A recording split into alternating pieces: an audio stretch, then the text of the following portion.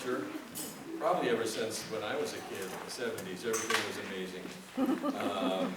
So the fact that it's been used so often kind of sometimes kills the impact of it. But in thinking about it, what struck me again was that it is definitely an act of grace that God would want to save anybody, because he doesn't need anybody. He has everything that he wants and needs and would ever need. So the very fact that he would think outside of himself is simply because he is also love, right? And that's what grace is all about. So it's an act of grace that God would save us. But I also feel that it's just as much an act of grace that he shows us his holiness, that he shows us his righteous disposition, if you will, to even judge sin.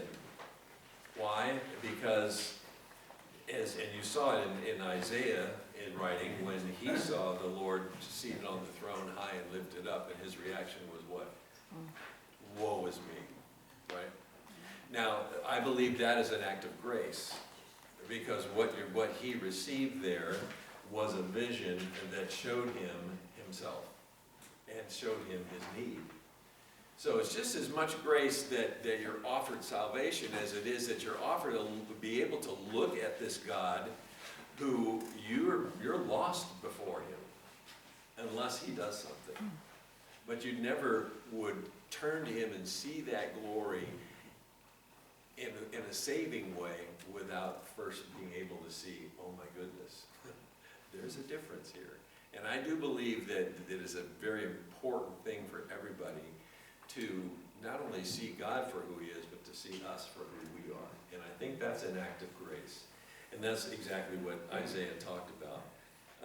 And why we have that phrase in Amazing Grace that says, "'Twas grace that taught my heart to fear," right?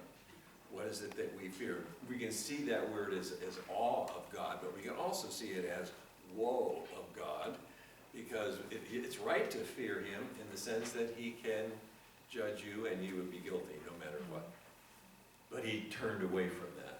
Martin Lloyd-Jones wrote this as he reflected on the same kind of thing. He said, "You will never make yourself feel that you are a sinner, because there's a mechanism in you as a result of sin that will always be defending you against any accusation."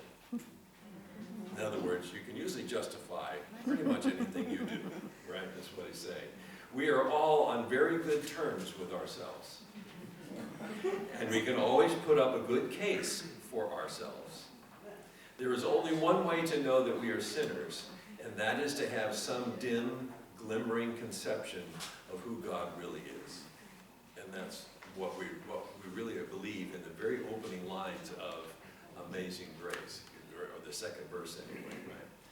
And I just dwell on this because as much as I imagine about the holy justice of God and what that means in the lives of people who don't believe him, who don't follow him, it's hard for me at times, because the Bible is pretty clear what hell is like, right? And that's a kind of a scary thing. But it's hard for me at times to also allow myself to imagine how, in another way, the tenderness of Christ, the tenderness of God, is just as powerful.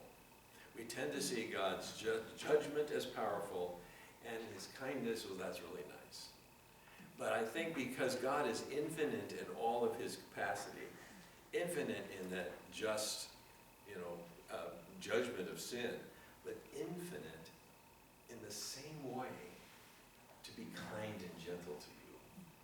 And last week when I had a couple of days off, I went back to Gentle and Lowly. I was reading it again, and I'm going to reread that book as often as I can, because it continues to remind me. I believe in the infinite wrath of a holy God, and yet sometimes I even struggle to believe that the infinite flow of his grace is even greater.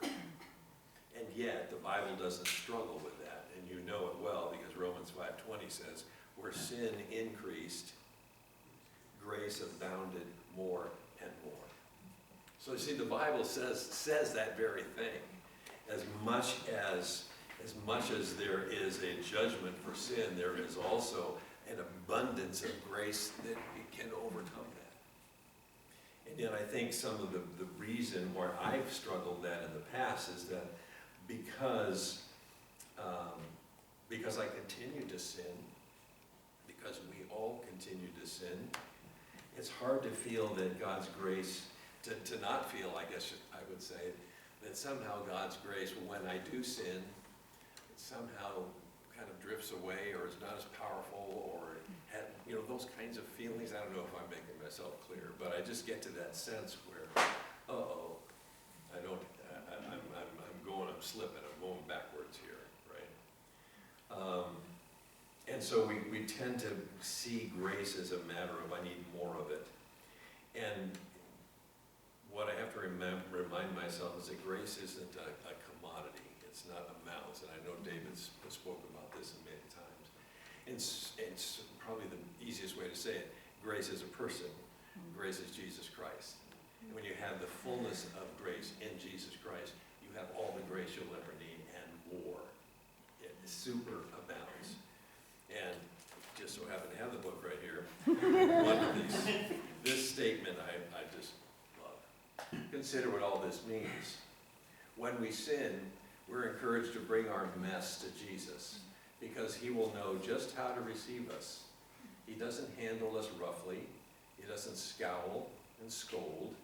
He doesn't lash out the way many of our parents did. And all this restraint on his part is not because he has a diluted view of your sinfulness. He knows our sinfulness far more deeply than we do. Indeed, we are aware of just the tip of the iceberg of our depravity, even in our most searching moments of self-knowledge. His restraint simply flows from a tender heart for his people. He goes on to say, rather than dispensing grace to us from on high, Jesus gets down with us. He puts his arm around us. He deals with us in the way that is just what we need. He deals gently with us. And that's what abounds, what continued abounds. My encouragement to you is to let your mind remember again and again and again that the abundant grace of Jesus doesn't stop. He wasn't just gentle and lowly on earth and now he's up there sitting on a throne with his legs crossed. Right? Somehow people just kind of feel like somehow he's distant now. He's the same person that he was right here. Glorified to be sure. But he is just as close to you, as gracious to you, and even more so now in heaven. He not only intercedes for you, but he advocates for you. And that is ongoing infinitely, day after day after day. He walks into your life, into those moments even of sin, with you. Not to chastise you, but to try to save you. And that's what he will do every single day of your life. Until he takes you home. Why? Because he started the whole process. You didn't. He did. Amazing grace. How sweet the sound. Let's sing it.